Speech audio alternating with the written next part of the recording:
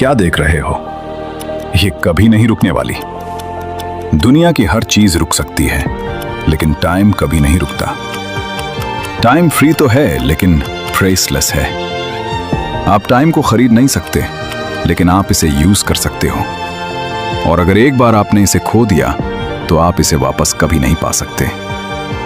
अगर आप इस वीडियो को देख रहे हो, तो मैं गारंटी के साथ कह सकता हूं कि आपको ये तो पता ही होगा कि time is equal to money.